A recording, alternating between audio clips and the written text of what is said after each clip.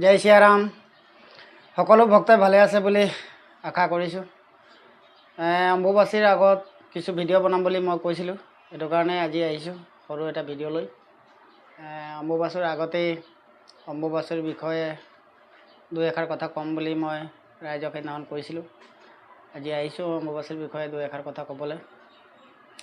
অম্বুবাচীত আমাৰ যেনেকৈ 3 দিন মন্দিৰ বন্ধ থাকে বা 3 দিন আমি যেনেকৈ পথাৰত কাম কাজ নকৰোঁ, ইয়াৰ বিষয়ে ক'ব বিচাৰিছোঁ। সিহঁতে কেলৈ আমি কাম নকৰোঁ, কি কাৰণ আছে ইয়াৰ যে আমি 3 দিন মন্দিৰ বন্ধ কৰোঁ।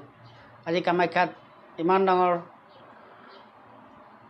অম্বুবাচী মেলা লাগে, এইটোতো আমাৰ আহাৰ হাতৰ কাৰণেই লাগে, বা আহাৰ হাতটো কি বস্তুৰ হয় ইয়াৰ বিষয়ে মই ক'ব ওলাইছোঁ। চক আহাৰ হাতত আমাৰ দেৱী কামাখ্যাৰ যেনেকৈ আমাৰ মানুহৰ মহিলা যিকোনো মহিলাৰ মাসিক ক্ৰিয়া হয়, ঠিক তেনেকুৱা ধৰণেই আমাৰ গোটেই পৃথিৱীখন আমাৰ মা নিচিনা, কামাখ্যা মাৰ নিচিনাই। যেনেকৈ তাত বিভিন্ন ধৰণৰ বিভিন্ন জীৱ, বিভিন্ন জীৱ, প্ৰকৃতিয়ে হওক জীৱেই হওক গোটেইখিনি বস্তুৰ জন্ম দিয়ে। গতিকেলৈ তেওঁ আমাৰ কামাখ্যা মাৰ নিচিনাই হয় আৰু মায়ে হয়। সেইটো কাৰণে মাসিক ধৰ্ম যেতিয়া হয় 3 দিন, এইটো কাৰণে মন্দিৰ বন্ধ কৰা ৰখা হয়। 3 দিনৰ কাৰণে ওচৰা ওচৰি 3 দিনৰ ওচৰা ওচৰি মন্দিৰ বন্ধ হয় আৰু নেক্সট 4 দিনৰ দিনাখন ৰাতিপুৱা পূজা পাতল কৰি তাৰপিছতহে মন্দিৰৰ দুৱাৰ খোলে।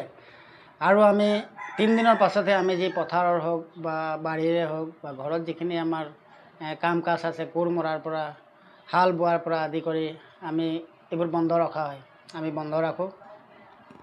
আৰু 4 দিনৰ পিছত আমি 4 দিনত আকৌ আমি আৰম্ভ কৰোঁ আমাৰ খেতি পথাৰৰ কামেই হওক বা অন্য কিবা কামেই হওক।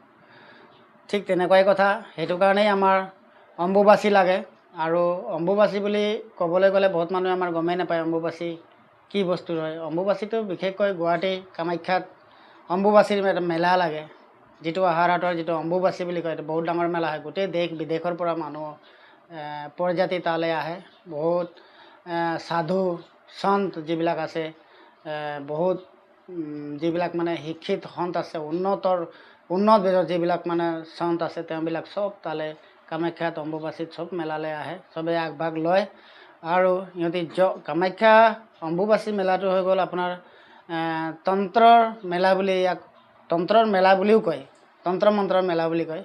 আচলতে তাত মানুহে যিমান ভক্তসকল আছে চবেই আহে আৰু অম্বুবাচীত চবেই জপ কৰে তাত বহি লৈ। আৰু যিবিলাক মন্ত্ৰ তেওঁবিলাকে আগতে গাই থাকে বা যিবিলাক কৈ থাকে, যিবিলাক সিহঁতি সাধনা কৰি ৰাখে, এই সাধনা কৰা মন্ত্ৰবিলাকক আকৌ পুনৰবাৰ সিহঁতি সিদ্ধ কৰিবৰ কাৰণে কামাখ্যা অম্বুবাচীত গৈ পেলাই চবেই মন্ত্ৰ সিদ্ধ কৰে। এইটোৱে মূল অম্বুবাচীৰ কথা ক'বলগীয়া। আকৌ নেক্সট বেলেগ বিষয় লৈ পেলাই আকৌ আহিম। নমস্কাৰ, জয় শ্ৰীৰাম।